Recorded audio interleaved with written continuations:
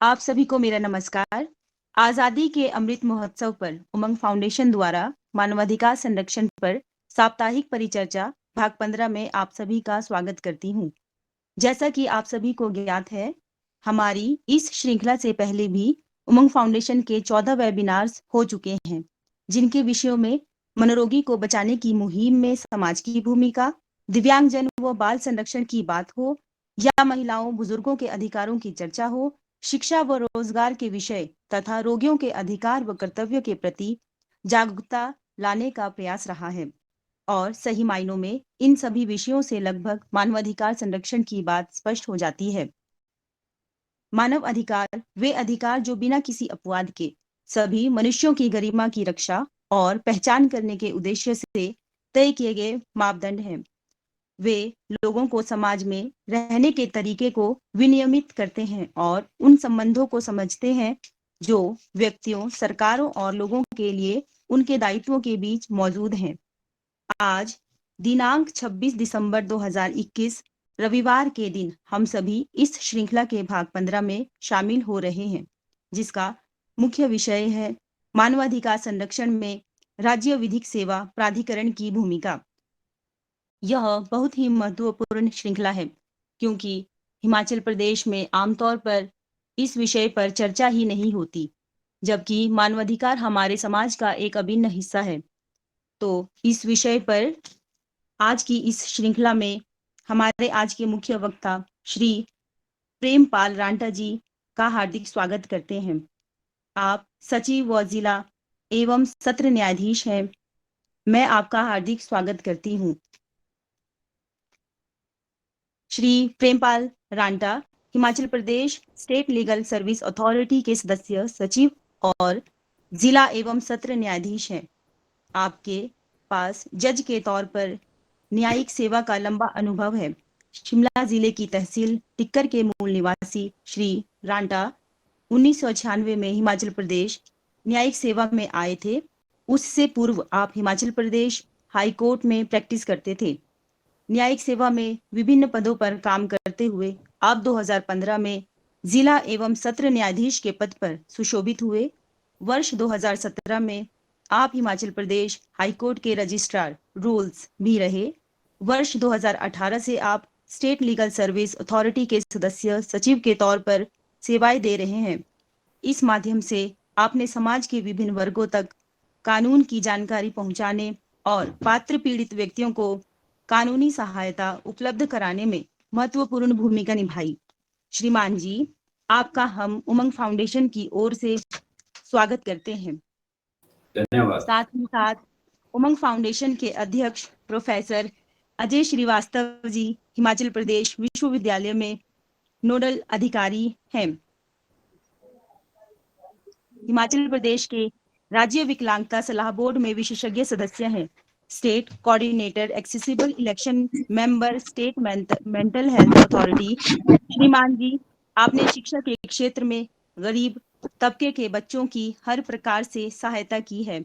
वह सभी प्रकार की दिव्यांगता को समझते हुए उन्हीं के अनुसार सरल व्यवहार से उनकी प्रगति के लिए आपने रास्ते आसान किए हैं तथा आपने बुजुर्गों के लिए, मनोरोगियों व महिलाओं के लिए हिमाचल प्रदेश में जितने कार्य किए हैं उनकी व्याख्या करना संभव नहीं है, क्योंकि आपके कार्य हर क्षेत्र में मानवाधिकार संरक्षण की परिभाषा सटीक रूप से प्रदर्शित करते हैं।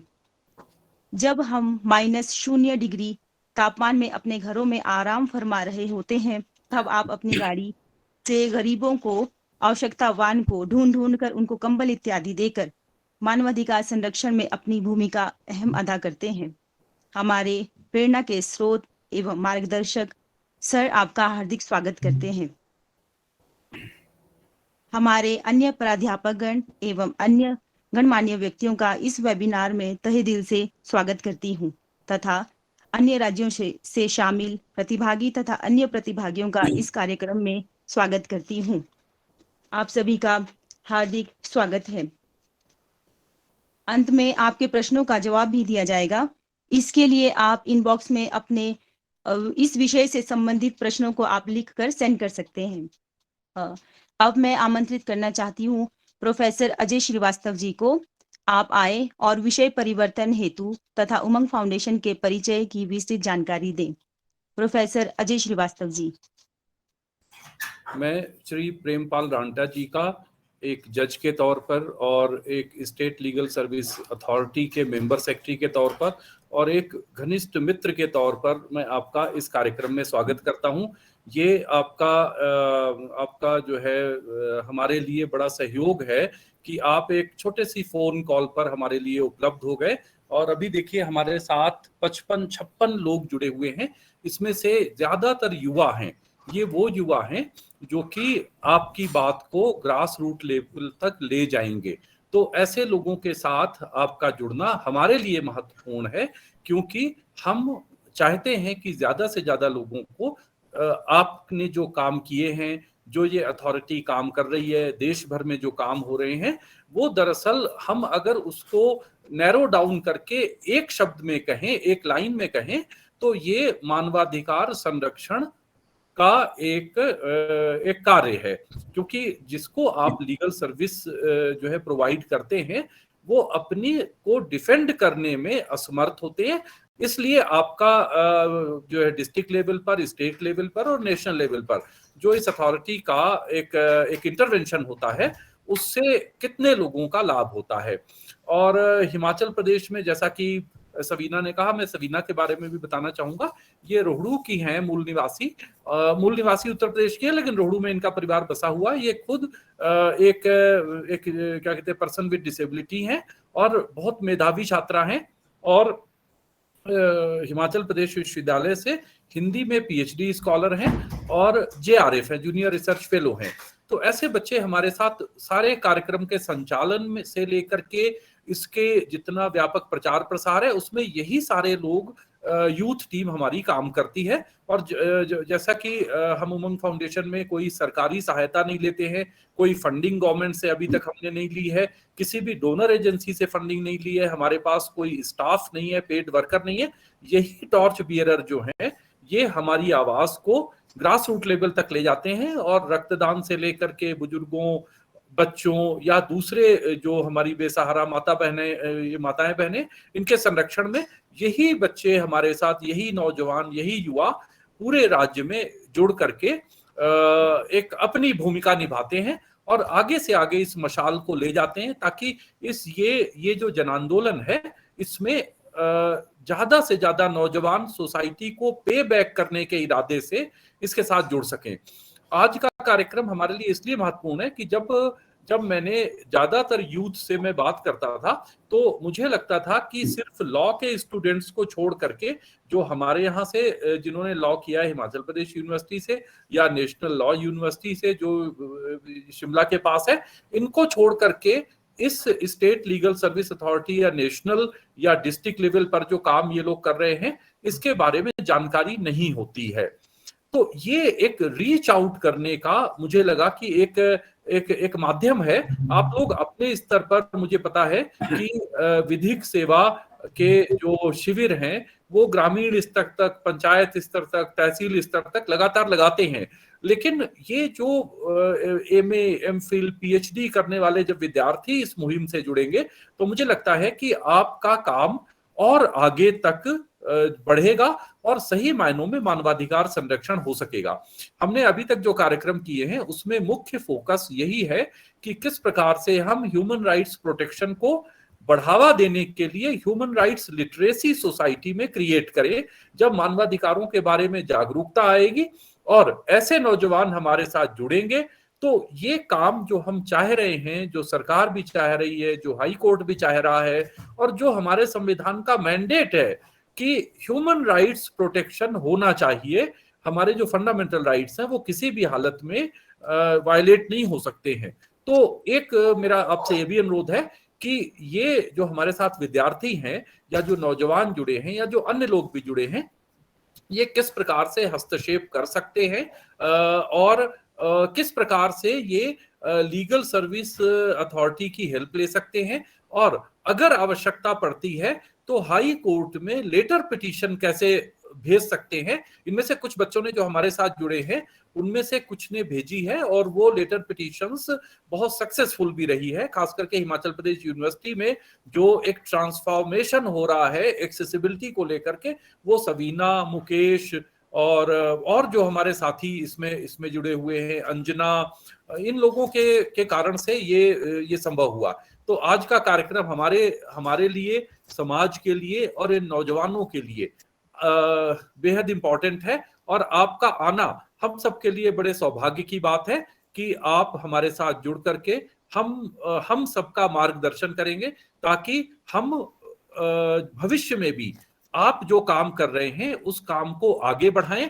और जहां कहीं पर भी, चाहे वो हिमाचल प्रदेश विश्वविद्यालय है या गांव है हिमाचल के, उनमें हम आपके साथ मिलकर के, कंधे से कंधा मिला करके, हम इस काम को, जो लीगल लिटरेसी है, उसको आगे बढ़ाना चाहते हैं। खास करके एक बार आपसे चर्चा भी हुई थी और कि ये जो और एक और ऑर्गेनाइजेशन है जिसमें भी मैं हूँ, डिफेंडर्स ऑफ ह्यूमन राइट्स, जिसमें न्यायमूर्ति जो अब रिटायर हो चुके हैं, श्री सुरेंद्र ठाकुर जी, वो उसके चेयरमैन हैं। तो उन्होंने भी कहा था कि शायद आपसे बात हुई है, तो ह्यूमन राइट्स को लेकर के आगे, खास करके जो हमारे सड़कों पे घूमने वाले जो लोग मनोरोगी हैं, जो बेसहारा बुजुर्ग हैं, इनको लेकर के कोई हम कार्यक्रम आगे करें।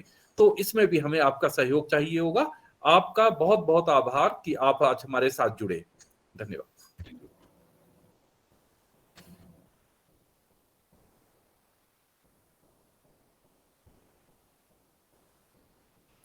सबीना। धन्यवाद सर।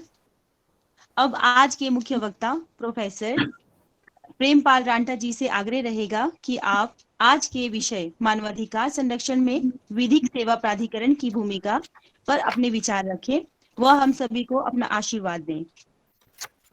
श्रीमान जी।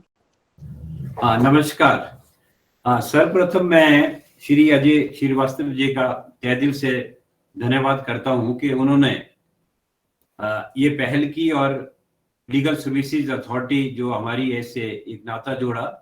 हम हमेशा से चाहते हैं कि भी कोई इस तरह की एनजीओज हैं, सेल्फ हेल्प ग्रुप हैं और ग्रामीण स्तर पे जो लोग काम कर रहे हैं, सोशल वर्कर्स हैं या जैसे हमारे पीआरआईज हैं, हम सबको साथ लेके इस मुहिम को हमेशा आगे ले जाते हैं। तो इसलिए मैं बहुत बहुत धन्यवाद करता हूँ आप लोगों से कि भी आपने मुझे इस मौका दिया और आज हम आप सब लोगों से ये हमारे जो लीगल सर्विसेज अथॉरिटी है इसके तहत कैसे काम करते हैं हम लोग और किस तरह की नीतियां लोगों तक पहुंचाते हैं और उनकी कैसी मुसीबतों में हम काम आ सकते हैं, वो मैं आपको सब साझा करूंगा। सर्वप्रथम मैं आपको कहना चाहूंगा कि हमारे जो लीगल सर्विसेज अथॉरिटी जो एक अधिनियम बना है राष्ट्रीय स्तर पर, उसके बारे में थोड़ी सी जानकारी देना चाहूंगा कि इसका क्या मुख्य उद्देश्य है। देखिए, राष्ट्रीय स्तर पर हमारा एक नेशनल लीगल सर्विसेज अथॉरिटी जो एक प्राधिकरण बना है राष्ट्रीय स्तर पे, वो है जिसमें कि भी उसके जो मुख्य संरक्षक होते हैं वो हमारे माननीय मुख्य न्यायाधीश जो हैं, चीफ जस्टिस ऑफ इंडिया होते हैं।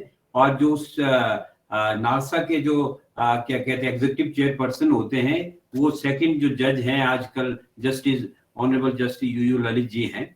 और इसी तरह पूरे राज्य में जो है इस तरह के प्राधिकरण बने हैं। और राज्य स्तर पे जो हमारा प्राधिकरण होता है उसको राज्य विधिक सेवा प्राधिकरण के नाम से जाना जाता है, कि जिसके मुख्य संरक्षक जो है वो हमारे चीफ जस्टिस साहब हैं।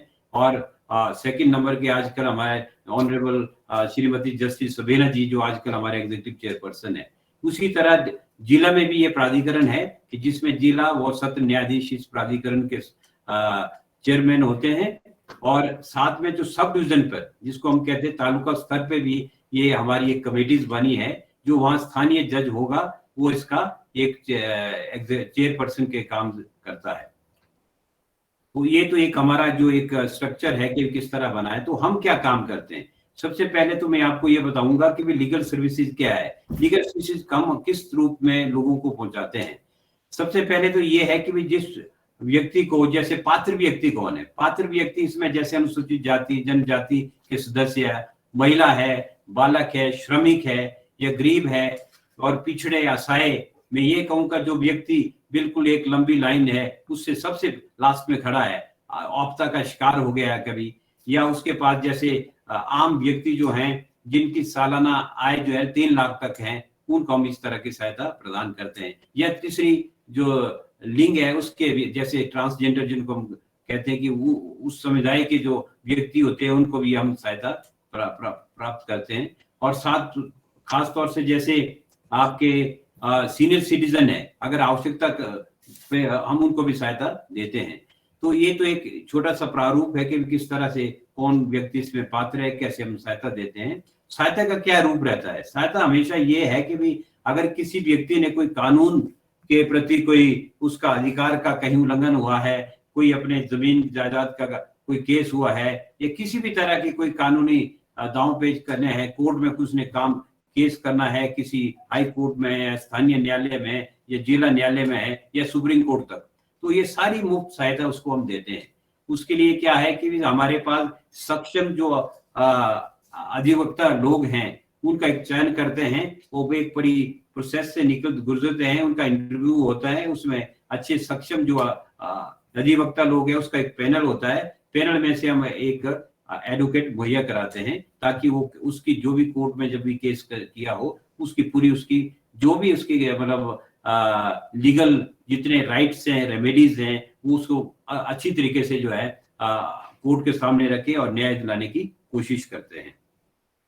दूसरा पहलू जो इसमें बहुत महत्वपूर्ण पहलू है कि भी आम लोगों के लिए, जैसे आज विषय बहुत महत्वपूर्ण विषय है ह्यूमन राइट्स, तो ह्यूमन राइट्स का विषय ये है कि भी ह्यूमन राइट्स तो ऐसे बेसिक राइट्स हैं जो कि एक व्यक्ति की जन्म से जुड़े हैं, उसके लाइवलीहुड, उसको रोजगार कैसे मिलना चाहिए, बच्चों से है, जैसे बच्चा पैदा होता है तो उसी समय से उसको कौन से अधिकार हैं जो बेसिक राइट्स हैं, जैसे राइट टू लाइफ है, जिंदगी का राइट टू इक्वालिटी, समानता का अधिकार, और डिग्निटी एक गरिमा का अधिकार जो है वो बहुत महत्वपूर्ण है, और लिबर्टी व्यक्तिगत स्वतंत्रता, ये ऐसे राइट्स हैं जो कि आप बिल्कुल इंसान की उत्पत्ति से जुड़े हुए हैं।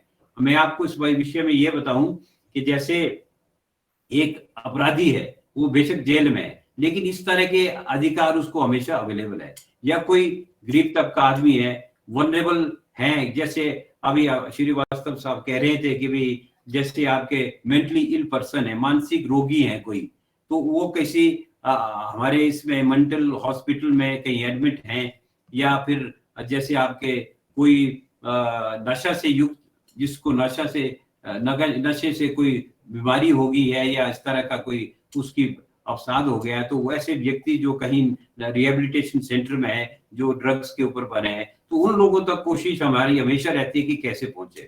तो पीछे मैं आपको कहूं कि जैसे कोविड के दौरान जो है हमने एक बड़ी मुहिम चलाई, पूरे हिंदुस्तान में एक ऐसा नेटवर्क बनाया कि एक दूसरे से हम कनेक्टेड रहे। फर्स्ट लॉकडाउन जब लगा था तो हमने जितने हमारे सेक्रेटरी जो काम करते हैं जिला स्तर पे, उनके जो इवन के पर्सनल जो मोबाइल नंबर थे वो हमने पब्लिश कर दिए पेपर के द्वारा, आम लोगों के लिए उसको दे दिया, ताकि आम लोग जो मुसीबत उसमें लोगों पे आई, बड़ी आपत्ति आई, तो लोगों ने हमें इतने कॉल्स किया, हजारों कॉल आते थे।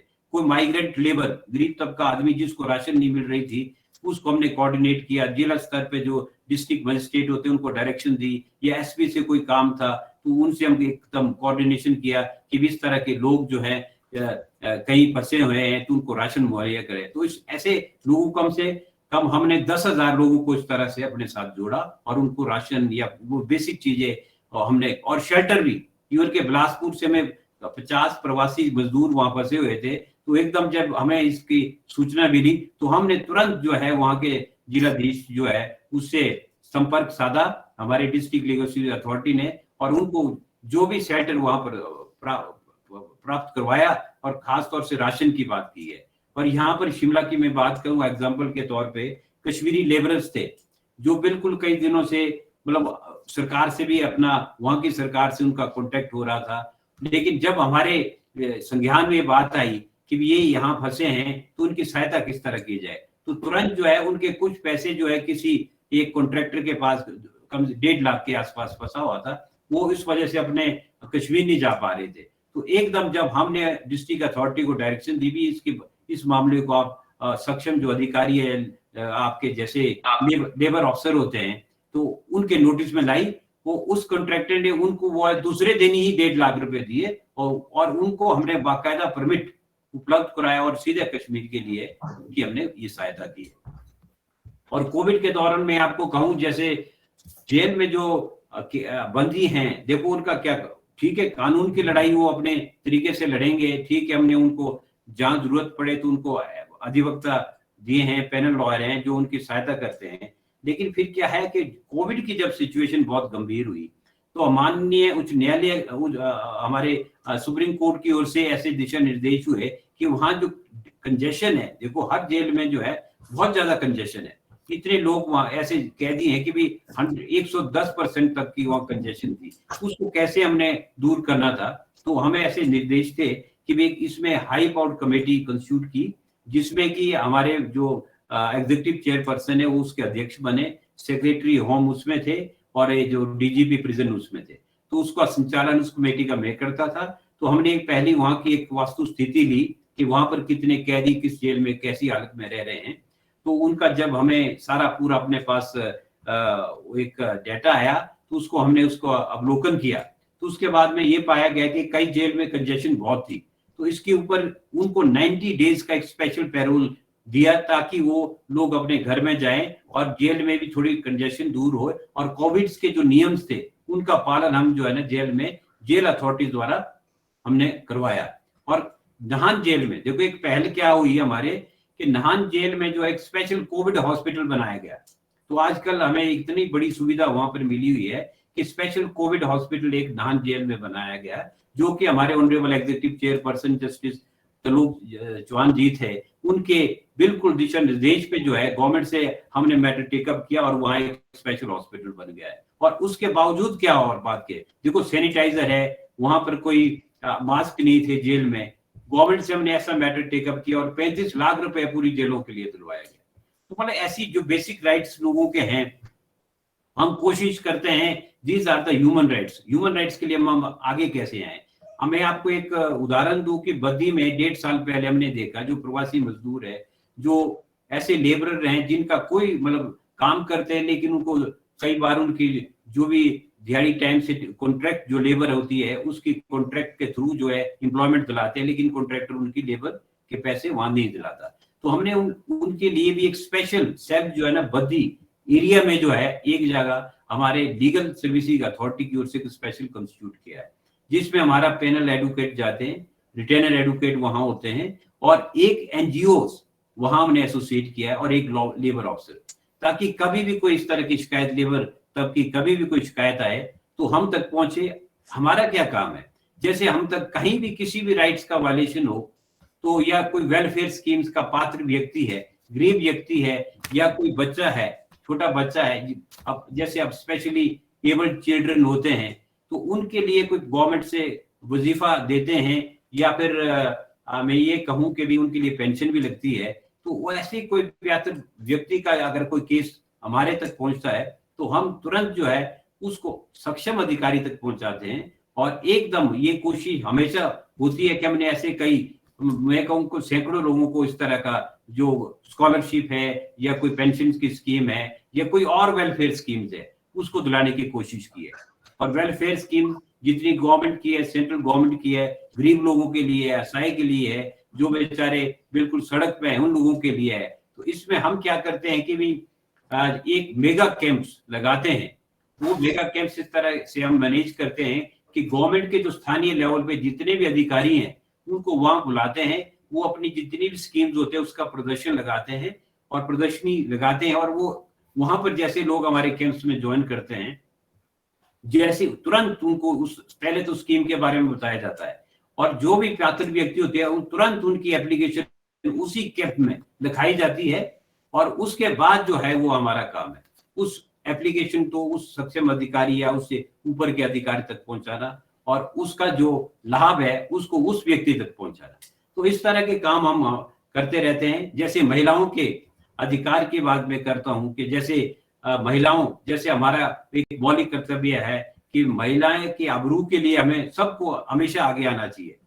तो इसलिए महिलाओं के लिए हम स्पेशल शिविर लगाते हैं, उनके क्या अधिकार है, मैटरनिटी बेनिफिट्स हैं या कैसे समाज में महिलाओं को कौन सा एक अच्छा दर्जा कैसे दिला सकते हैं, और स्पेशल शिविर लगाते हैं।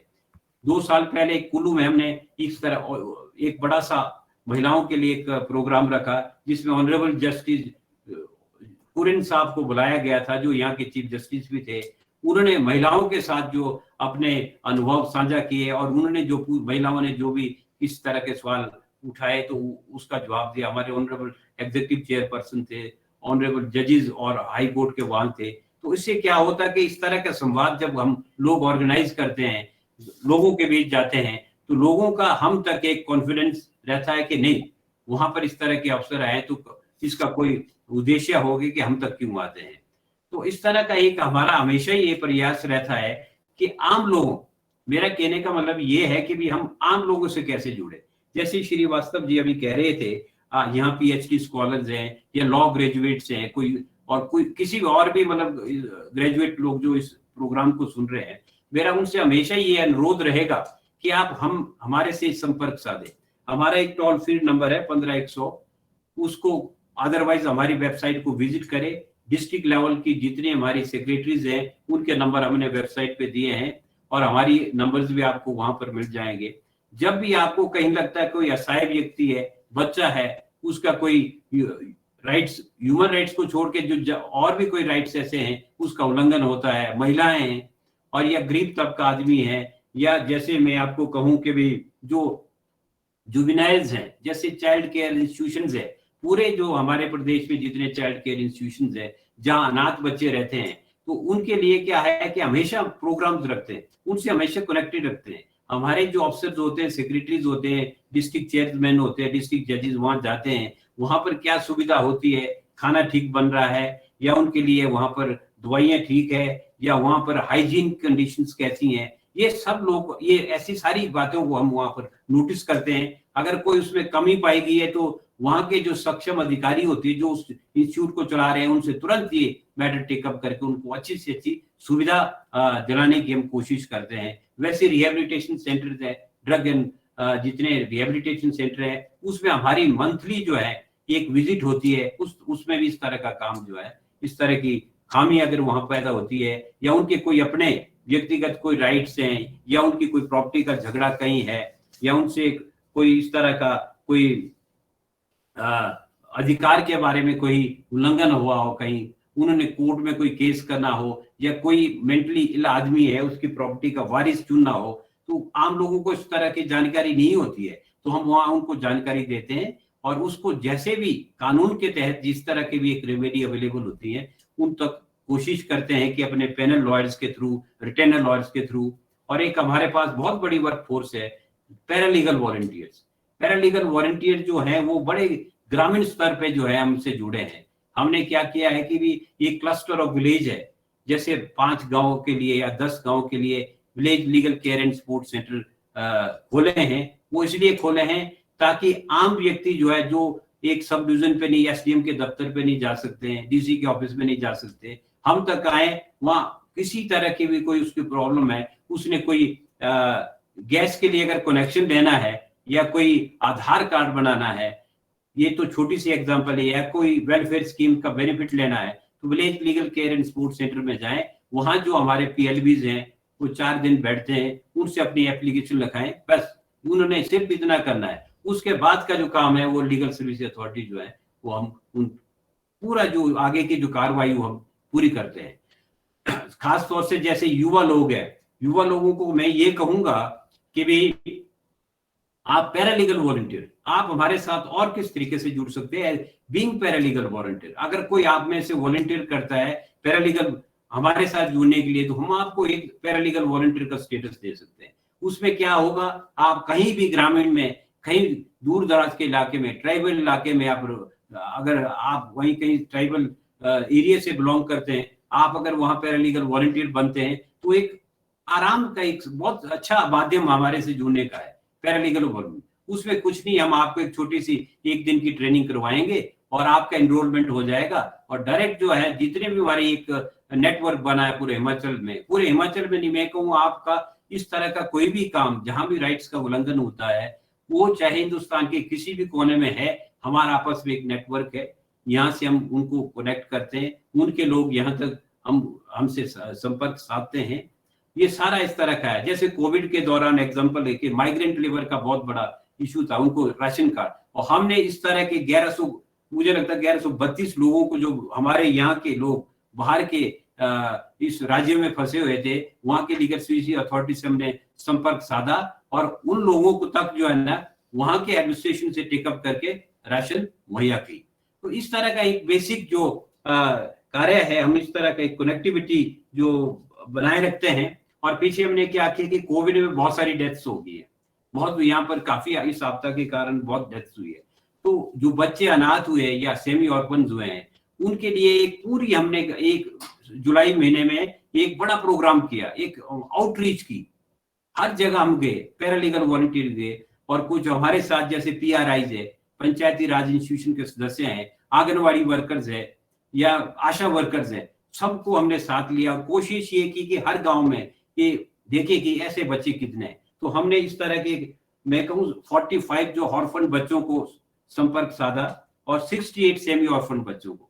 जब ये सारे हमारे पास डेटा है तो वहां के जो डिस्ट्रिक्ट एडमिनिस्ट्रेशन जो भी गवर्नमेंट की स्कीम के तहत जो एक बेनिफिट मिलना था वो उनको दिलाने की पूरी कोशिश की। और अभी भी हमने इस महीने से आगे तक का एक विशेष अभियान चलाया बच्चों के लिए कि भी जैसे ड्रॉप आउट्स क्या है कि बच्चों स्कूल में बहुत ड्रॉप आउट हो जाते हैं, कॉलेज में किसी कारण से, हो सकता है उनके पास आर्थिक स्थिति ऐसी ना हो या कोई मेंटल इलनेस या कोई बच्चा किसी गलत आदत में पड़ गया है। तो इस तरह का अभियान हमने शुरू किया है। तो इसमें आप लोगों को सबसे ये आह्वान है कि भी हमारे को कोशिश कीजिए, क्योंकि हम तो संपर्क साधेंगे, कॉलेज में जाएंगे, स्कूल में जाएंगे, हमारा इतना वर्क फोर्स है नहीं कि भी बहुत सारे, लेकिन जितने आप लोग हमारे से जुड़ेंगे जो वॉलंटियर करना चाहते हैं, तो हम हमेशा ऐसे जो बेसिक चीजें हैं उसको कोशिश करते हैं कि समाज में जो है एक ऐसी कनेक्टिविटी बने।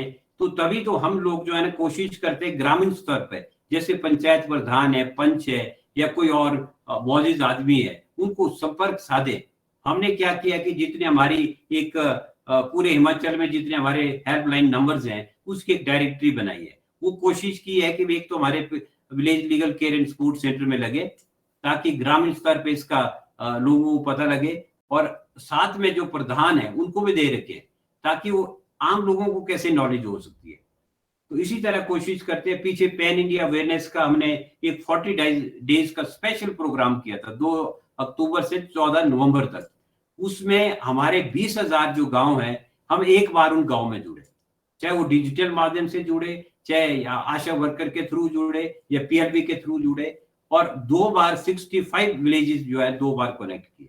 तो उस अभियान को हम और आगे ले जाना चाहते हैं, और सब डिवीजन जितने हैं हमारे उस पे हमने अब विशेष प्रोग्राम जो है हमेशा होते रहते हैं। अभी भी विशेष सब डिविजनल लेवल पे जो है हमेशा प्रोग्राम होते हैं। जैसे अब श्रीवास्तव जी कह रहे थे कि भी हमारा अवेयरनेस का जो है, और ह्यूमन राइट्स के ऊपर जैसे ह्यूमन राइट डिफेंडर सिस्टम है, श्रीवास्तव जी ने अभी कहा कि ठीक है, उनकी हमारे तक एक दरख्वास्त आई है। कोविड के दौरान जो है हमारे ये कैंप्स जो है बंद हो चुके थे, लेकिन अब हमने आउटरीच जो एक्टिविटीज है वो शुरू कर दी है।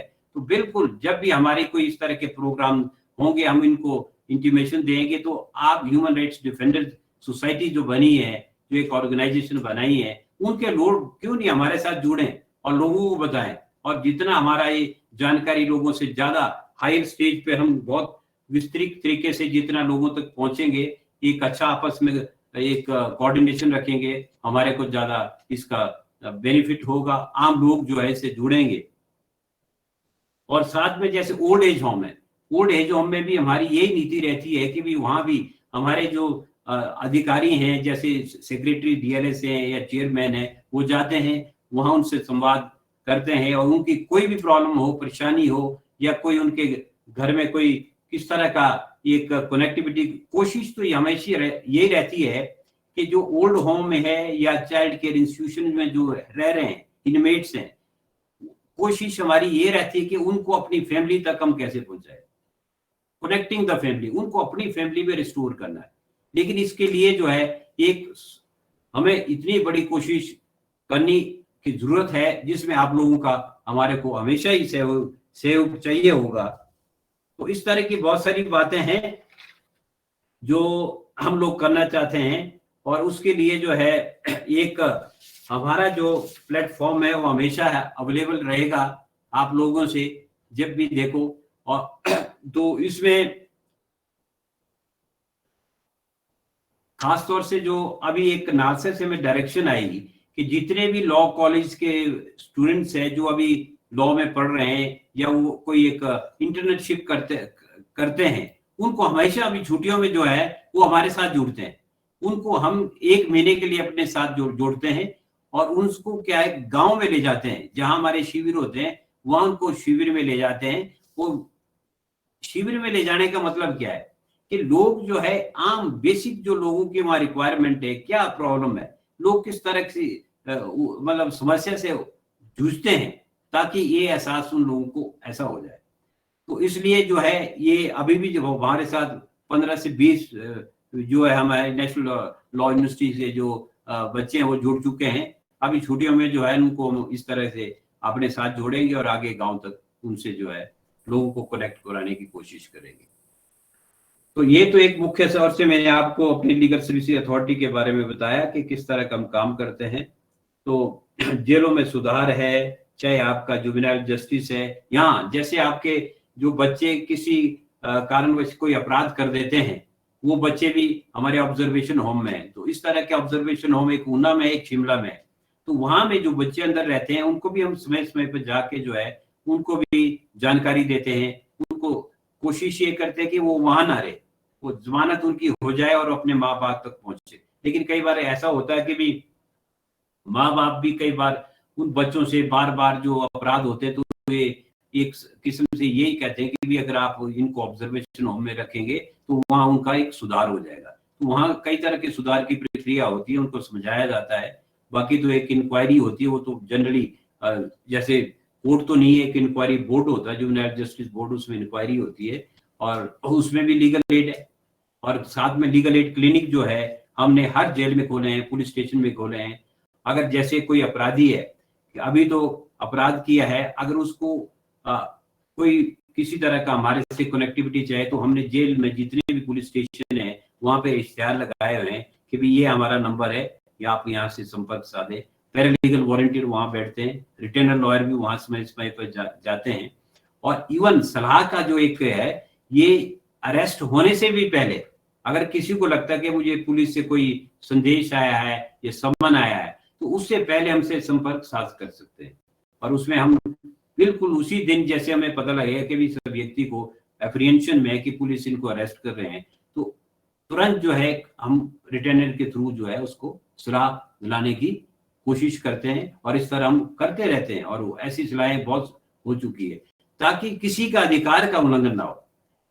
बेसिक कंसेप्ट तो ये है कि लीगल सर्विस अथॉरिटी कहाँ इंटरवीन करती है, जहां किसी का अधिकार का उल्लंघन हो। ह्यूमन राइट्स तो एक बहुत बड़ा व्यापक एक सब्जेक्ट है। फंडामेंटल राइट्स देखिए, फंडामेंटल राइट्स से आप समानता का अधिकार है, बोलने का है, व्यक्तिगत स्वतंत्रता का अधिकार है। जैसे आपको मैंने अभी कहा कि भी जितने जेल बंदी हैं उनके बहुत बड़े ऐसे अधिकार हैं कि भी उनको एक लीगल एड, जैसे भी कोई व्यक्ति अरेस्ट होता है तो तुरंत, तो अगर तो उसको अपने उसके पास पर्याप्त साधन है तो अपने एडवोकेट कर सकता है, नहीं तो तुरंत हम उसको एकदम वहां पर लीगल एड जो है ना, एक एडवोकेट जो है ना मुहैया करवाते हैं। तो इस तरह के जहां भी आपको लगता है कि भी उसकी कोई राइट्स का उल्लंघन होता है तो आप हम तक संपर्क साध सकते हैं। और जहां तक अभी आपने कहा कि लेटर पिटीशन की बात है कि भी कोई इस तरह की कोई कोई एक कम्युनिटी का राइट का उल्लंघन हो रहा है, जैसे ट्राइबल राइट्स है, वहां पर क्या एक छोटा सा एग्जांपल मैं आपको दूं, अगर कहीं कोई एक सड़क बन रही है तो एक ट्राइबल एरिया में मानो सड़क बन रही है, तो वहां पर कोई एक पर्टिकुलर कंपनी उस काम को कर रही है, तो वहां पर उस सड़क बनते हुए इन्वायरमेंट, जो इन्वायरमेंट की प्रोटेक्शन करना हमारा एक मौलिक कर्तव्य है। वहां पर अगर वो उसमें कुछ इस तरह के इन्वायरमेंट लॉज को वायलेट हो रहा है या और कुछ जो वहां के नॉर्म्स बने उसके विपरीत काम हो रहा है, तो ऐसे में जो है आम व्यक्ति बिल्कुल इस तरह की बातें सक्षम न्यायालय में हमेशा अपने लेटर द्वारा कर सकते हैं। यह सोशल प्रॉब्लम जहां बहुत बड़ी ऐसी है, ये सामाजिक बहुत सारे लोग इकट्ठे होकर ये सोचते हैं कि नहीं भी ये काम जो है समाज के हित के लिए है उसके लिए हमें इस तरह की एक रिट पिटीशन करनी है। तो उस सरल माध्यम से, जैसे एक आजकल तो चाहे हमारे माध्यम से लिखो आप, चाहे डायरेक्ट ऑनरेबल हाई कोर्ट को लिखो, उस तरह की सारी बातें की रेमेडी हो सकती है। तो अब तो ज्यादा मैं आपको, जितने ज्यादा क्वेश्चन हो गए मैं उसमें आपको अच्छा लगेगा, जितने लोगों से इंटरेक्ट करेंगे उससे ज्यादा क्लैरिटी होगी। और ये सब्जेक्ट हमारा लीगल सर्विस अथॉरिटी का तो व्यापक है, इसमें से चाहे बोलते रहे, लेकिन मैं अनुरोध करूंगा जिनके पास भी जो क्वेश्चन है उसको हम कोशिश करेंगे, जो मेरे से बनेगा मैं आपको आपके क्वेश्चनों का जवाब दूंगा। Please.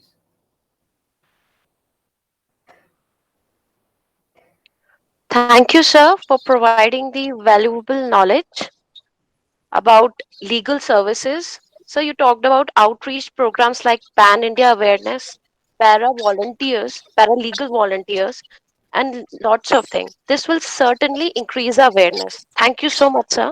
Thank you. Sir, participants की कुछ queries अगर आप हाँ, permit please. करें तो मैं Thank you, sir. पूछिए पूछिए प्लीज। Okay sir. सर, पहला प्रश्न सवीना जहां की तरफ से है। जी। सर, सवीना जहां पूछ रही हैं कि सर, स्वच्छ जल पीने का हमारा अधिकार है और शिमला में हम उसके रुपए भी हर महीने देते हैं, परंतु इसके बदले में हमें साफ पानी नहीं मिलता। तो इसके लिए क्या कभी आपके द्वारा कुछ प्रयास किया गया है या आने वाले समय में कोई संभावना है?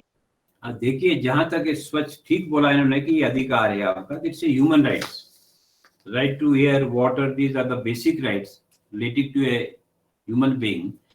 लेकिन ऐसा कोई, पीछे मैं आपको कहूं कि जब यहाँ पर शिमला में जून 2017 की बात है शायद, जहां पर पानी की बहुत कमी हो गई थी, तो उसमें ऑनरेबल हाई कोर्ट ने कहा कि ये मुझे जो है एक नोडल ऑफिसर बना दिया गया। तो पूरे नोडल ऑफिसर, मेरा ये काम था कि जहां इतने 4 सेंटर इन्होंने बनाए थे, पानी के चौड़ा मैदान में था, एक माल पे था, एक संजौली में था और एक छोटा शिमला में था। तो वहां के जितने, हमने रात को भी विजिट किया और मॉनिटरिंग की कि ये पानी क्यों नहीं, हमारे स्टोरेज काफी थी पानी के लिए, क्यों सप्लाई पूरा नहीं हो रहा था। तो ये तो एक, और उसको एक पूरी तरह मतलब एक हफ्ते के अंदर वो सप्लाई रेगुलर हो चुकी थी। जहां तक स्वच्छ पानी पीने का अधिकार है, तो इसमें अभी तक तो हमारे पास कोई इस तरह की शिकायत नहीं है। अगर कोई शिकायत हमारे पास आती है तो बिल्कुल हम उस शिकायत को पूरे जो यहाँ के जो भी ये पानी सप्लाई करने की जो एक जल शक्ति के अंदर आता है, जिसकी भी ऑर्गेनाइजेशन के अंदर आता है, उनसे इस मैटर को लेंगे और उस शिकायत को पूरा, उसको रेमेडी जो पूरा मतलब जितने हमारे से कोशिश होगा उसको कोशिश करेंगे। लेकिन हमारे तक अगर ऐसी शिकायत आती है तो उसका जरूर उसका समाधान होगा। पूरे अधिकारी से हम इसके जो भी मतलब जो हम कर पाएंगे वो हो सकेगा, कोशिश करेंगे। ठीक है सर। सर, दूसरा क्वेश्चन विपाशा श्रीवास्तव की तरफ से है। She is asking, sir, can you please elaborate on the function performed by paralegal volunteers with an example? अच्छा, हाँ, ये बहुत अच्छा सवाल किया कि पैरालीगल वॉलंटियर, जैसे मैंने आपको कहा कि भी एक तो हमारे जितने भी क्लिनिक्स है, फ्रंट ऑफिस है, हर जहां भी आप जाएंगे कोर्ट में सबसे पहले फ्रंट ऑफिस होगा, वह एक पैरालीगल वॉलंटियर हमने अपने फ्रंट ऑफिस में रखा है। तो उसका सर्वप्रथम काम क्या होगा कि अगर आदमी को वहां पर कोई एक एप्लीकेशन लिखनी है, उसकी कोई गवाही है उस दिन, या उसने कोई अपनी डाइट मनी लेनी है, किसी कोर्ट रिलेटेड जो भी मैटर है, तो उसके लिए वो तुरंत पैरालीगल वॉलंटियर को कांटेक्ट कर सकता है। या कोई उनको जैसे कोर्ट में के समन आया है, तो समन के लिए उसको ये पता नहीं कि अब किस कोर्ट में जाना है, कहाँ पेशी है, तो एकदम उससे एप्लीकेशन लिखा के हम उसको तुरंत वहां पर जो है ना, उसमें अगर एलिजिबल व्यक्ति होगा तो उसको लीगल एड तुरंत देते हैं। और उसके विपरीत देखिए, आप गांव स्तर पे जो पैरालीगल वॉलंटियर्स है उनका क्या काम है? उनका काम ये है कि लोगों तो वो जाते हैं वेलफेयर स्कीम, जो गवर्नमेंट की बहुत सारी वेलफेयर स्कीम्स होती हैं, या सेंट्रल गवर्नमेंट की या स्टेट गवर्नमेंट की वेलफेयर स्कीम्स होती हैं, उसके तहत जो पात्र व्यक्ति हैं, किसी को लगता है कि भी मेरा आधार कार्ड नहीं बना, किसी को लगता है कि IRDP में मेरा नंबर नहीं आया, गलत तरीके से किसी वजह से उसका नंबर नहीं आया, तो उस वहां तक वो एप्लीकेशन लगा सकता है। वो एप्लीकेशन बिल्कुल सक्षम अधिकारी के पास पहुंचाएंगे। तो उनका यही है कि कनेक्टिविटी, आम लोगों, जितने लोगों को किस तरह की लीगल रेमेडीज की जरूरत है, या स्कीम के तहत फायदा उठाना है, या और किस तरह की सोशल, वहां की सोशल एक प्रॉब्लम्स आ गई है, कोई कोई इस तरह का, जैसे आपके पानी का सोर्स है वो कोई मतलब वहाँ कोई डाइवर्शन हो गया, उसमें गंदगी मिल गई है, तो इस तरह की बातें अगर आती है तो वो हम तक पहुंचाए, हम बिल्कुल जो भी जहाँ अप्रोप्रिएट अथॉरिटी उसे टेकअप करते हैं। तो इनका रोल बहुत है, किस मतलब उसका रोल इतना व्यापक है कि किसी तरह के भी राइट्स का उल्लंघन है, कोई भी प्रॉब्लम किसी की है जो राइट से उल्लंघन से रिलेटेड है, तो उसको रिपोर्ट कर सकता है पैरालीगल वॉलंटियर को। Thank you, sir. Sir, there is another question by Sanjeev Sharma. यहाँ बताइए। Sir, हाँ जी सर। सर संजीव शर्मा पूछ रहे हैं what is the criteria to join as volunteer. हाँ देखिए, मैंने आपको कहा कि क्राइटेरिया इसमें कुछ नहीं है, आप आइए, बिल्कुल वॉलंटियर मीन्स कि भी कोई भी व्यक्ति इसमें वॉलंटियर कर सकता है कि आपने पैरालीगल वॉलंटियर बनना है तो आप सिर्फ एक दरख्वास्त दीजिए हमें कि अपना, ठीक है, आप किस हमारे लीगल सर्विसेज अथॉरिटी में सिर्फ आपका इंटरेस्ट होना चाहिए, you must be interested in doing legal services to the common man. बाकी इसमें कोई क्राइटेरिया नहीं, कोई क्वालिफिकेशन नहीं है, there is only basic matriculation, there is no qualification criteria, simply volunteerness. अगर कोई वॉलंटियर करता है तो he is always welcome to become a paralegal volunteer. Okay, sir.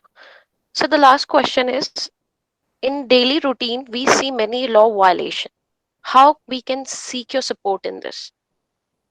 जहां भी आपको डेली रूटीन में कोई लॉ वायलेशन लगता है, एक तो ऐसा होता है कि सपोज आपको लगता है कि भी किस फील्ड में, जिस फील्ड में भी आपको लगता है कि भी ऐसी सड़क है, आप देखिए सड़क में अगर आप चल रहे हैं तो आपको लगता है भी वहां गड्ढे पड़े हैं या सरकारी कोई बिल्डिंग बनी वहां एकदम उसका कुछ टूट गया है, उसमें प्लास्टर ठीक नहीं लगा हुआ, तो आरटीआई तो है ही है, these are the information can be taken through RTI. या आपको लगता नहीं है कि अब मैं कैसे करूं, इस रेमेडी मुझे पता नहीं भी क्या रेमेडी है इसमें, तो इमीडिएटली आप हमें, जितने भी हमारे फ्रंट ऑफिस है या legal care and support centre बने हैं या हमारी अथॉरिटी है, डिस्ट्रिक्ट लीगल सर्विस अथॉरिटी है, वहाँ सेक्रेटरी बैठते हैं, सबके नंबर, कहीं भी आप हमसे एडवाइस ले सकते हैं किसी भी मैटर में, जहां भी राइट्स का उल्लंघन है, we always render free services, free advice. तो उसके लिए हमारे पैरालीगल वॉलंटियर नहीं अगर सक्षम उस एडवाइस देने में, तो उसके लिए पैनल एडवोकेट्स हैं, रिटेनर एडवोकेट्स हैं, इवन आवर सेक्रेटरीज जो एडिशनल सीजीएम रैंक के ऑफिसर है वो भी एडवाइस देते हैं। लेकिन ये की बात हम तक पहुंचाने की बात है, कनेक्टिविटी, अगर हम तक किसी की बात पहुंच जाए तो ये मान लीजिए कि उसको एक एप्रोप्रिएट एडवाइस मिलेगी और उसका अधिकार का अगर उल्लंघन हुआ है उसकी रेमेडी भी, ये नहीं कि सिर्फ एडवाइस ही होगा, उसको हम लीगल एड देंगे और उसका अधिकार जहां उल्लंघन हुआ होगा उसकी रेमेडी भी उस तक पहुंचेगी, और कोर्ट से हो या किसी और सरकारी दफ्तर से कोई काम करवाना हो उसके जहां पर, तो सारा वो एक इस तरह का नेटवर्क बना हुआ है। Thank you so much sir. Sir मेरा एक क्वेश्चन है, बहुत दिनों से सोच रहा हूँ कि इस पर हम क्या कर सकते हैं। जो जितने प्रवासी मजदूर हैं, आमतौर पर उनकी पत्नियां छोटे छोटे काम घरों के में आकर के करती हैं, झाड़ू पोछा बर्तन धोना, कई बार खाना भी बनाती हैं, लेकिन इनको कोई भी वीकली ऑफ नहीं मिलता है। जो इनको वेतन मिलता है वो भी काफी बार्गेन करके कम देने की कोशिश होती है, इनको कोई छुट्टी नहीं मिलती है, खास करके शिमला में जहां हम देखते हैं, जहां हम लोग रहते हैं, कोई छुट्टी नहीं मिलती है, कोई इनको मतलब वीकली ऑफ नहीं मिलता है, और अगर कभी ये छुट्टियां लेती हैं तो इनके पैसे काट लिए जाते हैं। तो क्या कोई ऐसा सिस्टम हम इवॉल्व कर सकते हैं कि कोई एक ऐसी अथॉरिटी हो, कोई ऐसा सक्षम अधिकारी हो जिसके पास इन सभी का एक नाम, इनकी उम्र, इनका आधार कार्ड, इनका रजिस्ट्रेशन हो जाए, क्योंकि अभी इनके पास प्रूफ नहीं होता है कि कहाँ काम करते हैं। तो ये महिलाएं जो काम करती हैं, इनको देखिए वीकली काम के घंटे तय नहीं थे, इसके लिए मई दिवस जो है मनाया जाता है कि उस अमेरिका में काम के घंटे तय करने के लिए कितने, ये तो मुझे लगता है 19वीं शताब्दी की बात होगी, आज हम 21वीं शताब्दी में 21 साल निकाल चुके हैं, लेकिन अभी तक इन लोगों के इस वर्ग के काम के घंटे भी तय नहीं है। तो हम इसमें क्या कर सकते हैं कि इनकी एक डिग्निफाइड मैनर में इनमें ये लोग काम कर सके, इनके लेबर की डिग्निटी हो, इनको एक एक जो है रिस्पेक्टेबल ढंग से लोग देखें, और कम से कम इनको वीकली ऑफ भी, जो पेड वीकली ऑफ है, जो कि मानवाधिकार है, वो इनका हम इंश्योर कर पाए। इसके लिए हम कैसे और कहां से शुरुआत करें? देखिए, इसमें जैसे कॉन्ट्रैक्ट लेबर है, अनऑर्गेनाइज सेक्टर है ये। आपका घर में काम करता है, एग्रीकल्चर का काम कई एम्प्लॉय करते हैं, कोई किसी ने लेबर लगाया अपने एग्रीकल्चर के लिए, या डोमेस्टिक काम करते हैं, तो ये सारे अनऑर्गेनाइज सेक्टर में कॉन्ट्रैक्ट लेबर है। तो इसके लिए रेगुलेशन जो है, जैसे हमारे वेलफेयर, जो सबसे प्रथम बात तो इसमें ये होगी कि उसको रजिस्ट्रेशन तो बहुत जरूरी है। अगर वो रजिस्ट्रेशन कराने में मुझे लगता है वो बड़ी प्रॉब्लम आती है, कोई रजिस्टर तो करता नहीं लोगों को। तो अगर रजिस्ट्रेशन हो जाए तो डेफिनेटली वो अधिकार का, it is always a right to be remedy, ऐसा कुछ नहीं है। लेकिन आप जैसे एक संस्था है, आपकी संस्था थोड़ी पहल तो करे कहीं एक दो बार इस तरह, तो आगे क्यों नहीं, अगर इस तरह की बातें कहीं सक्षम न्यायालय तक पहुंच जाए या गवर्नमेंट के सक्षम अधिकारी तक पहुंच जाए, तो जरूर इसमें कुछ एक तरह का नियम, या गवर्नमेंट में इस तरह की कोई एक लेजिस्लेशन भी बन सकता है। ऐसा तो कुछ नहीं, अगर आप लोग एनजीओ, जिस तरह की संस्था है आपकी है, वो आ गया है। लेकिन अभी तो हम एक तरह, हम as a legal service authority क्या कर सकते हैं, हम एक कोऑर्डिनेशन स्थापित कर सकते हैं। कोऑर्डिनेशन क्या है कि हम तक एप्लीकेशन आती है, उसका अगर रेमेडी किसी सक्षम अधिकारी के पास है, गवर्नमेंट में है, प्राइवेट में, वहां एक संपर्क करते हैं। हमारा सिर्फ काम है कोऑर्डिनेशन का, उसमें हम कितनी हेल्प कर सकते हैं वो हम करते हैं। लेकिन ये है कि भी उसकी रेमेडी क्या है, वो तो वही अधिकारी, पहले तो एक बात है कि उसको इनरोल करना बड़ा जरूरी है। जैसे कोई मजदूर आता है उसको, या कोई अपने पास लेबर एम्प्लॉयमेंट करता है, अगर इनरोलमेंट हो जाए तो उसके सारे अधिकार बन गए। लेकिन ऐसा आपको सबूत कहीं नहीं मिलता कि इनरोलमेंट होती है, भी बिल्कुल कोई करता नहीं।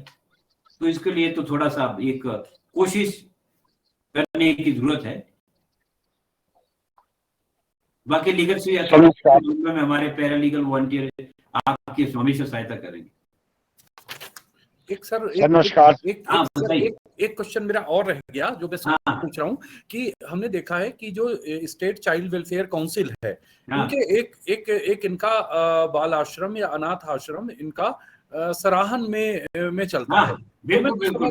कुछ समय पहले मैं वहां गया था, हम जाते हैं, आप जाते होंगे, लेकिन उसमें समस्या क्या है कि हमने बच्चों से पूछा कि तुम्हें कंप्यूटर आता है क्या, तो गवर्नमेंट स्कूल में जाते हैं, +1 +2 में 10th में, तो ये कोविड से थोड़े पहले की बात है, 2019 की बात है। तो उन्होंने कहा कि नहीं, हम कंप्यूटर नहीं सीखते हैं। तो मैंने, क्यों नहीं सीखते हो कंप्यूटर? कंप्यूटर तुम्हारा फ्यूचर है। बिल्कुल। तो उन्होंने कहा कि ये चाइल्ड वेलफेयर काउंसिल हमारी कंप्यूटर की जो फीस लगती है वो शायद 130 रुपए है। हम फ्री में पढ़ते हैं, लेकिन कंप्यूटर की फीस देनी पड़ती है। तो जो हमारी संस्था जो हमें चला रही है, चाइल्ड वेलफेयर काउंसिल, वो कंप्यूटर की फीस नहीं देती है, इसलिए हम कंप्यूटर शिक्षा से वंचित हैं। मैंने उस समय चाइल्ड वेलफेयर काउंसिल को लिखा, लेकिन मुझे लगता नहीं है कि अभी तक उसका समाधान हुआ। तो इस प्रकार की चीजें, जब आप जुडिशरी से जुड़े इतने सीनियर लोग जाते हैं, तो उनकी एजुकेशन में लैक क्या चीजें करते हैं? बहुत अच्छा। देखो, मैं आएगा तो मुझे अच्छा लगेगा। देखो, इसमें मैं कहूँ, कंप्यूटर का इश्यू एक बार हम भी सराहन गए, विजिट किया, तो बच्चों ने यही बात बताई जो है। तो उसमें क्या किया कि उन्होंने 2 कंप्यूटर, तो शायद हमारे कहने से वो हमारे को रिपोर्ट किया ऑफिसर ने चाइल्ड वेलफेयर काउंसिल के, 2 कंप्यूटर हमने दे दिए। अभी भी अगर इस तरह की बात है, हम अपने अभी कल जो है, मेरी ये प्रथम काम ये होगा कि मैं अपने सेक्रेटरी के नौ जो हमारे डीआरएस है उनको बोलूंगा, वहां से इस इश्यू को उठा के मुझ तक एक उसका पूरी जानकारी आ जाएगी। और कल ही में, पर 2 दिन के अंदर जो है, ये चाइल्ड वेलफेयर काउंसिल से मेरा आपसे वादा है कि I will take this matter. Sir, वहां पर कंप्यूटर तो लगाना ठीक है उनके हॉस्टल में, लेकिन समस्या ये है कि जो स्कूल में उनके कंप्यूटर सब्जेक्ट होता है +1 +2 में, उसकी फीस नहीं भरी जाती है चाइल्ड वेलफेयर काउंसिल द्वारा। एक अपमान भी झेलना पड़ता है कि ये बच्चे गरीब हैं, इसलिए कंप्यूटर नहीं सीखते हैं। ये मैंने आपको अभी कहा, कल ये मैटर मेरे तक पहुंच जाएगा, और इमीडिएटली जो यहाँ स्टेट लेवल के ऑफिसर हैं, चाहे सेक्रेटरी लेवल के होंगे, उनसे मैं लिखित रूप में इस बारे में बिल्कुल मेरी ओर से जरूर इसका एक जाएगा, मैं आपका प्रॉमिस करता हूँ। Thank you sir, thank you please. और कोई पूछ रहे थे बीच में? सर नमस्कार। नमस्कार। Neelam Sharma, PLB front office road sir. कहाँ पर? Front office road. रोडू, हाँ अच्छा, रोडू फ्रंट ऑफिस रोडू। जी सर जी। हाँ हाँ सर पहले जो आया, कोविड से पहले हम 6 दिन बैठ सकते हम पीएलयू वहां ना सर, 3 दिन एक, 3 दिन दूसरा। जब कोविड चला, कोविड के बाद अब सिर्फ एक बार दी है, एक सोमवार को बैठेगा, फिर वीरवार को बैठेगा। बीच में समस्या आ रही सर, कई बार घर से भी जाना पड़ता है। देखो ऐसा है, कई क्लाइंट के, हाँ जी, समस्या क्या आ रही है आपको? समस्या सर ये ना, कई बार आप घर छुट्टी में ड्यूटी ऑर्डर हमारे एक ही दिन के, और क्या नाम फोन आते हैं हमारे को सर, कहीं डीवीएक्ट होता है लीगल एड के लिए सर। ऐसा है, देखो सुनो, मैं आपको कहूँ, हाँ जी, आपने अगर काम करके दिया है किसी भी दिन, जी सर, आप घर में बैठे, क्या है, आपने कोई जैसे फोन किया, किसी ने ये किसी की दरख्वास्त दी और रोड पहुंचा दिया, तो उस दिन के आपको पैसे मिलेंगे। ऐसा कुछ नहीं है कि आपने वहीं जाना, बल्कि आप तो गांव में होने चाहिए, लोगों के बीच, वहां लोगों से क्या, गाँव में कर काम, 2 पंचायत में काम करता हूँ। तो आपकी डायरी है, उसमें अगर आपके लिख के देंगे आज मैंने 4 काम किए, वो 4 काम जैसे आपको बताओ, आपको क्यों नहीं पैसा मिलेगा? वहां बैठने से क्या होगा? आपको तो गांव में जाना चाहिए, लोगों की समस्या पकड़नी चाहिए और हम तक पहुंचानी चाहिए। सर एक रिक्वेस्ट पता क्या सर, मैं समझो वर्क है हमारा फ्रंट ऑफिस में काम है, और तहसील में, और उसमें क्या नाम है कंप्यूटर वाले के पास ज्यादा काम है सर हमारा। रुकिए, अभी 1-2 महीने में नई कोई एक नीति बना रहे हैं, इसलिए वो आप लोगों के लिए है ना, तो आप रुकिए, छुट्टियां भी होगी, छुट्टियों के बाद दोबारा इसमें नई नीति आएगी और आप लोगों को पता लग जाएगा आपको हम किस तरह और काम देने की कोशिश करेंगे। जी सर, ठीक है, थैंक यू सर। नमस्कार सर। सर मैं विजय गुप्ता लांबा सोलन से बात कर रही हूँ जी। सर मैं जैसे चाइल्ड वेलफेयर कमेटी में रही हूँ चेयरपर्सन ना जी, तो मैंने देखा सर, जैसे ये हमारे माइग्रेंट बच्चे जो हैं ना जी, इनको मतलब इनके राइट से वंचित रखा जाता है। जैसे अगर कोई भी बच्चा मान लो अपंग है, स्पेशल चाइल्ड है, उसके लिए जो हमारे यहाँ हिमाचल में स्कीम्स है, उसके अंतर्गत उसको कुछ भी मतलब फैसिलिटी नहीं दी जा सकती, क्योंकि वो हिमाचली नहीं है। तो सर जब बच्चे, जैसे हमारे ये बद्दी वाला एरिया इंडस्ट्रियल एरिया है, तो यहाँ पे पेरेंट्स काम कर रहे हैं, तो बच्चे तो बट नेचुरल उनके साथ ही रहेंगे ना जी।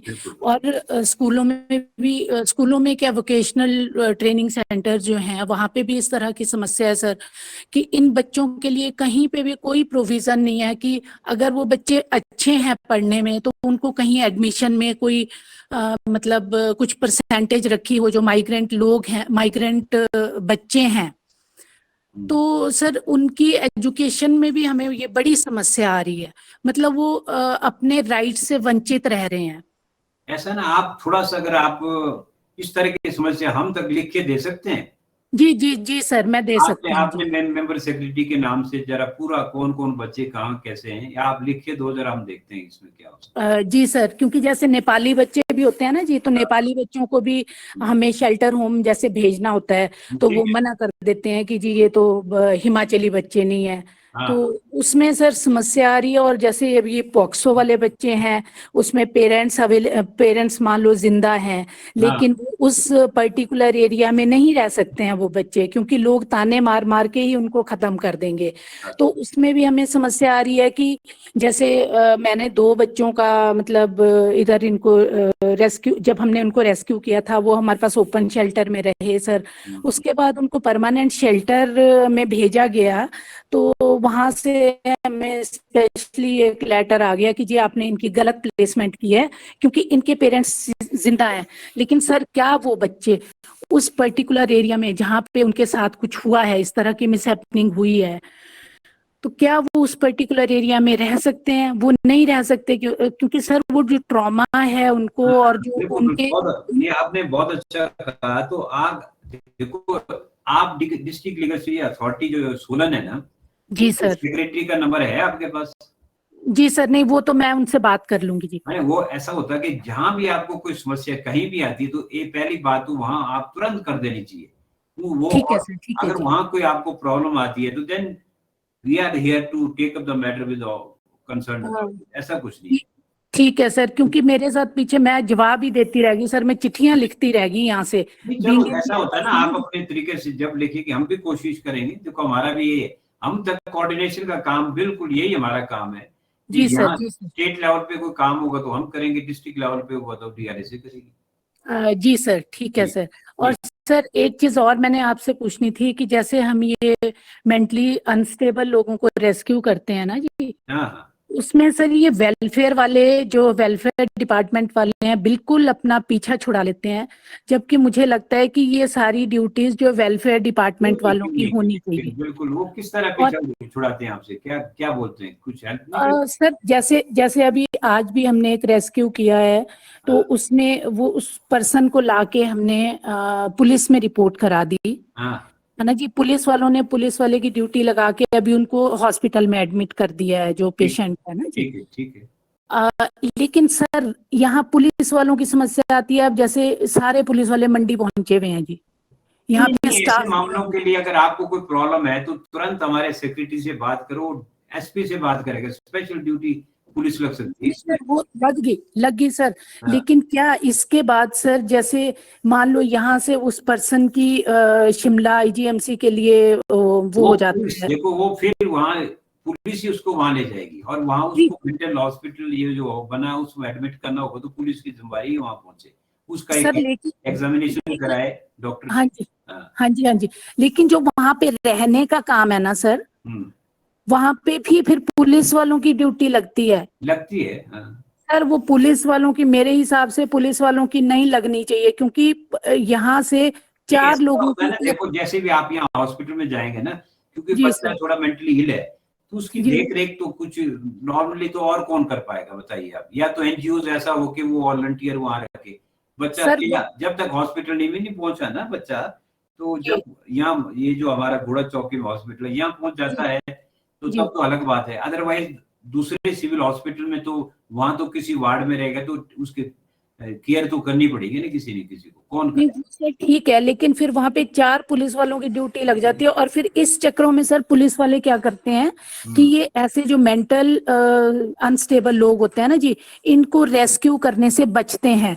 ये मेरे साथ सर कल की बात है। देखो मैं आपको कहूँ, मैं जब डिस्ट्रिक्ट एंड सेशन जज कुल्लू में था तो इस तरह की महिलाएं, मैं कहूँ 5-6 महिलाएं थी, 3 एक बच्चे थे जो पर्सनली मैंने टेकअप करके उनको पूरा वहां जहाँ कोशिश इलाज करवाया, कहीं ठीक होगी उनकी फैमिली में चलेगी। सिर्फ एक ही आपको कनेक्टिविटी रखना है, ये नहीं कि आपने बच्चे को अभी ठीक पुलिस के हवाले किया, उसको फॉलो करो कि भी ठीक भी हो रहा है, हमारे इंस्टीट्यूशन के थ्रू करो, पैरालीगल वॉलंटियर के थ्रू, या हमारे जो ये क्या कहते हैं सेक्रेटरीज हैं इनके थ्रू। हाँ प्लीज क्या हुआ जी, आगे क्या हुआ, मतलब इस तरह फॉलो करते रहेंगे तो कुछ नहीं, उसका बिल्कुल प्रॉपर इलाज होगा।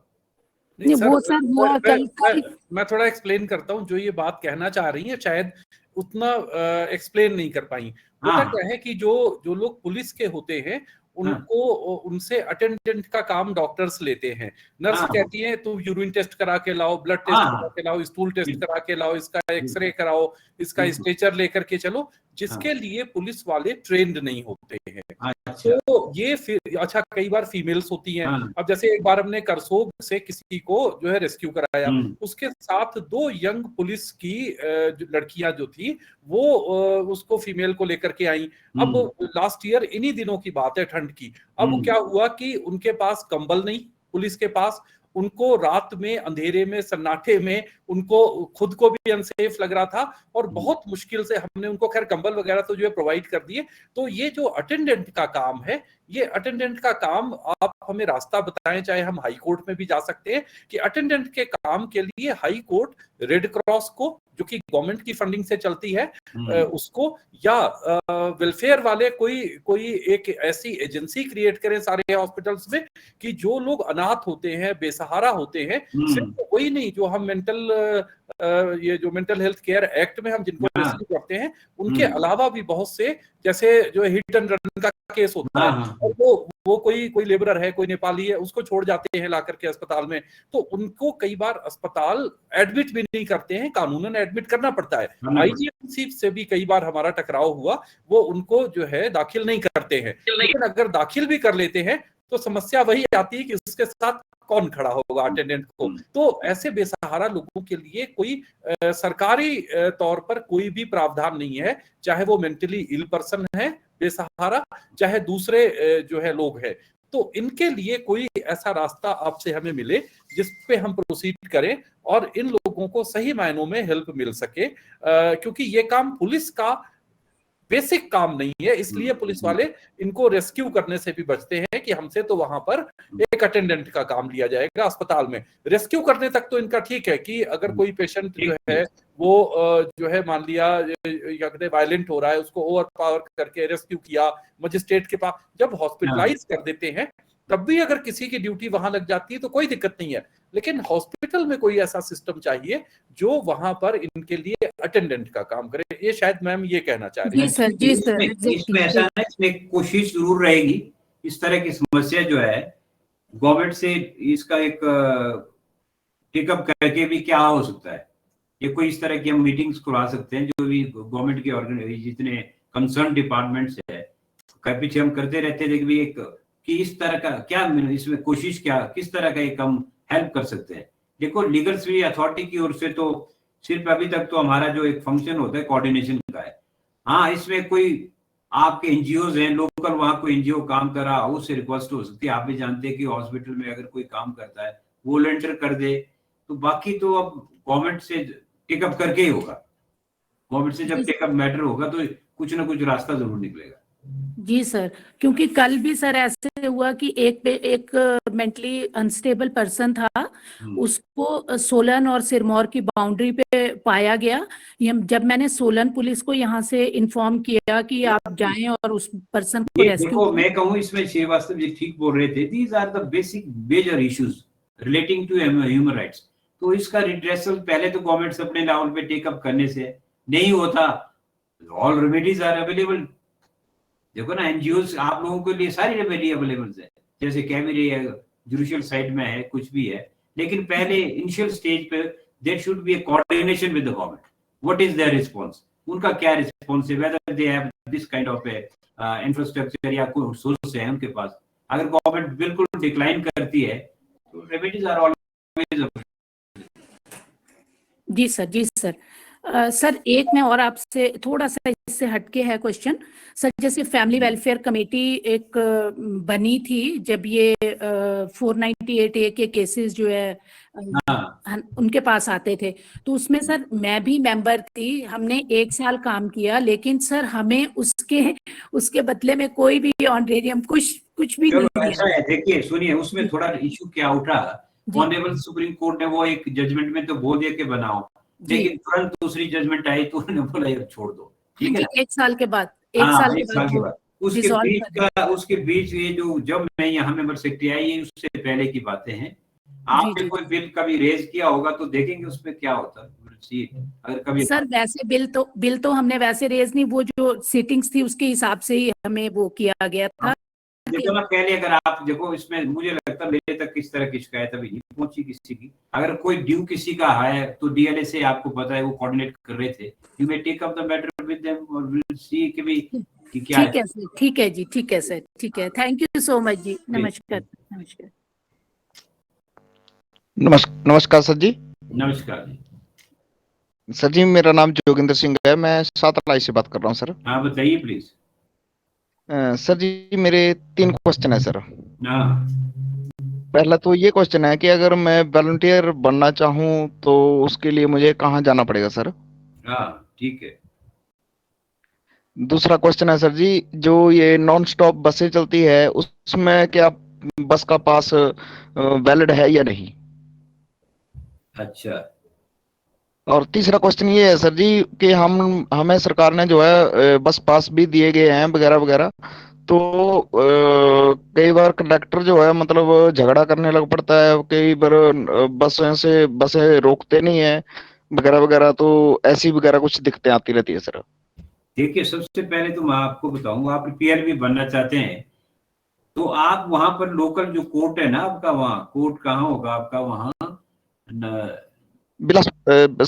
सॉरी घुमारवी में है सर। घुमारवी। तो घुमारवी का जो ये क्या कहते हैं जज, वहां आपको एक एप्लीकेशन देनी पड़ेगी पीएलबी को, ये कोर्ट में कि मैं पीएलबी बनना चाहता हूँ। ओके सर जी, ठीक है ना। और बाकी ये दूसरी जो चीजें हैं, ये वहां जो पीएलबी होगा, ये जो हमारे ट्रेनर लॉयर बैठते हैं, या सेक्रेटरी जो है वहाँ, वो आपको पूरी सलाह दे देंगे इसमें, इस तरह के होगा। इसमें ऐसा पास जब आपको मिला होगा उसमें लिखा होगा कि कहाँ कहाँ आप ट्रेवल कर सकते हैं, उस पास में होगी कंडीशन गवर्नमेंट ने लगाई हुई। नहीं सर जी, उसके ऊपर तो ये देखो वो एक्चुअली पता क्या, हम थोड़ा सा डॉक्यूमेंट हमारे पास आए तो उसकी एक प्रॉपर सलाह होती है। ऐसे मतलब मैं बोल दूं आपको ऐसा है तो फिर थोड़ा सा मुश्किल हो जाता है कई बार। उसकी कॉपी अगर आ जाती है पास की मेरे पास या कहीं आप दे देते हैं, सही सलाह मिलेगी। वहाँ के HRTC के मैनेजर से भी बात हो जाएगी, सब कुछ हो जाएगा आपका, पूरी निश्चिंत रहिए आप। सिर्फ थोड़ा आप जी सर जी, हमारे एक फ्रेंड है सर जो कि शिमला से ट्रैवल करते हैं सोलन के लिए, मतलब वो थोड़े विकलांग भी है और वो एजुकेशन के लिए जाते हैं। तो मतलब वहां पे जो है जो कंडक्टर है उसने मतलब उसके बीच में उतार दिया और उसने कहा कि ये नॉन स्टॉप बस है। तो ये बदतमीजी की बात है, वो तो आपको तुरंत जैसे मैनेजर होते हैं HRTC उस कंडक्टर के खिलाफ लिख के दे देना चाहिए, ताकि वो हमेशा के लिए प्रोडक्ट रहे, उसके विभागीय कार्रवाई उसके अगेंस्ट हो। अगर ऐसे जी सर जी, वहां पे सोलन में दिया गया था सर जी, सोलन में राइटिंग में दिया गया। अगर उसका कुछ नहीं हो रहा तो आप वहां के जो हमारे सेक्रेटरी मैंने आपको बताया उनसे पूछिए कि मैंने ऐसी शिकायत की थी, RM ने इसके ऊपर कोई एक्शन नहीं लिया, क्यों नहीं लिया बताइए। और वो सेक्रेटरी जरूर RM से बात करेगा और इसके बारे में आपका समाधान होगा। सर जी आप अपना कॉन्टैक्ट नंबर दे सकते हैं? देखो हमारी वेबसाइट पे ना, नहीं तो आप 15-100 पे फोन कर देना कल। अच्छा जी, 15-100 पे, ठीक है ना, 10 बजे। ओके जी, हाँ फिर ओके सर जी, थैंक यू। ठीक है, ठीक है। सर नमस्कार, मेरा एक प्रश्न था जी कि हिमाचल प्रदेश में जो थर्ड जेंडर से रिलेटेड जितने भी पर्सन है, तो अलग अलग लोकेशन उन लोगों ने डिवाइड की होती है कि अगर कहीं शादी हो रही है या कहीं किसी के घर में बच्चा पैदा होता है, तो ये लोग जो है इलीगल तरीके से मांगने जाते हैं और ये पहले से स्टेटस पता कर लेते हैं कि अगर वहां पे कोई गवर्नमेंट जॉब कर रहा है या कोई मतलब अच्छे वेलबिंग फैमिली से बिलोंग करते हैं, तो उनके रेट उसी हिसाब से चलते हैं। जैसे 5,000 से लेके 50,000 तक की ये लोग डिमांड करते हैं। अगर लोग पैसे ना दें तो ये गाली गलौज तक भी आ जाते हैं। इस तरह की सिचुएशन हिमाचल में हम लोग देखते हैं। तो इस तरह की चीज, या कई बार सर मैं यहाँ दिल्ली में भी देखता हूँ कि जब हम लोग सुनिए, मैंने आपका सवाल समझ लिया। इस बारे में मैंने आपको अभी कहा जो ट्रांसजेंडर है उनके कोशिश हमारी अब ये है कि उन लोगों को भी हम एक अवेयरनेस कैंप कराएंगे। अब ये हमने शुरू कर दिए हैं कि भी उन लोगों को एक स्पेशल अवेयरनेस कैंप कराएंगे, उन्हीं लोगों को। बल्कि हमने अभी स्पेशली हमारा जो पैन इंडिया अवेयरनेस प्रोग्राम हुआ था वहाँ हमीरपुर में वो जुड़े थे, हम उनसे इस तरह की बातें साझा करेंगे भी क्या है। अभी हम बताएं, क्योंकि हम जो भी काम कर सकते हैं ना अथॉरिटी के थ्रू, वो सिर्फ जो किसी अधिनियम में होता है या कोई कानूनन उल्लंघन है उस तरह की बातें हम अथॉरिटी से ले सकते हैं। जहां तक प्राइवेट इंडिविजुअल की बात है, उनसे हम सिर्फ संपर्क साधेंगे, पूछेंगे भी आप इस तरह का क्या, आप किस तरह का वो करते हैं, तो जरूर इसका समाधान निकलेगा। ठीक है ना? जी सर, जी सर, थैंक यू सर। ठीक है।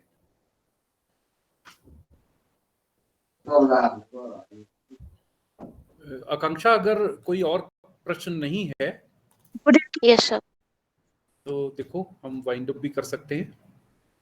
Yes, thank you so much sir. Sir मेरे को पूछना था। ओके शगुन, गो अहेड। सर हमारे नेरवा में ना वहाँ आसपास में ST के बच्चे और SC के बच्चे कुछ, तो उनके पेरेंट्स उनको 8th क्लास से, खासतौर से गर्ल्स को 8th क्लास से पहले ही बाहर निकाल देते हैं स्कूल से, और टीचर को बोल देते हैं कि आप हम कहीं और डाल रहे हैं। और बाद में जब टीचर को पता चलता है कि वो तो घर में ही काम कर रही होती है, तो उनको आने नहीं देते वो स्कूल। तो फिर इसके लिए क्या प्रोसेस करे? देखो ऐसा है, नहीं तो बड़ा महत्वपूर्ण क्वेश्चन पूछा आपने। इस तरह का डिस्क्रिमिनेशन कभी नहीं हो सकता, समानता का अधिकार है।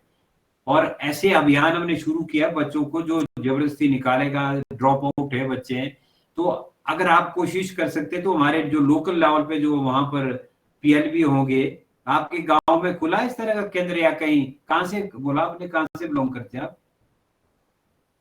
सर नेरवा चौपाल से। चौपाल में होगा, चौपाल कोर्ट में हमारा इस तरह का एक केंद्र बना है, वहां आप देखिए इस तरह का उनके नोटिस में लाओ, इस ज्ञान में लाओ कि इस तरह का हो रहा है हमारे साथ, वो लिखे दो चाहे जैसे भी करो। ओके सर, हाँ जी sir, okay, thank you sir. धन्यवाद सर। अब मैं आमंत्रित करती हूँ नरेश राव को कि वो आए और धन्यवाद ज्ञापन प्रस्तुत करें। नरेश राव। सर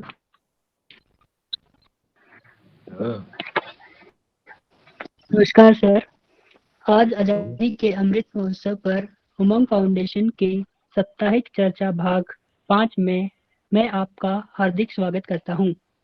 आज के कार्यक्रम मानव अधिकार संरक्षण में राज्य विविध सेवा प्राधिकरण की भूमिका में मुख्य वक्ता श्री प्रेम पाल रांठा जी, सदस्य सचिव हिमाचल प्रदेश राज्य विधिक सेवा प्राधिकरण तथा जिला एवं राज्य न्यायाधीश। आज के कार्यक्रम में यह विषय बहुत ही महत्वपूर्ण था, जो कि मनुष्य के संरक्षण से जुड़ा हुआ है। दीपक जी, नरेश एक मिनट, दीपक जी आप अपना माइक ऑफ कर लें। ओके। जी नरेश। आपने हम सबको यह महत्वपूर्ण जानकारी दी, जिसके लिए हम आपका तहे दिल से शुक्रिया करते हैं। मैं उमंग फाउंडेशन के सदस्य अजय श्रीवास्तव जी, श्री विनोद योगाचार्य जी, सवीना जहान जी और आज के सभी 80 से 90 प्रतिभागियों का दिल से स्वागत करता हूं और आशा करता हूं कि आप सभी इसी तरह आगे भी हमारे साथ जुड़े रहेंगे। धन्यवाद।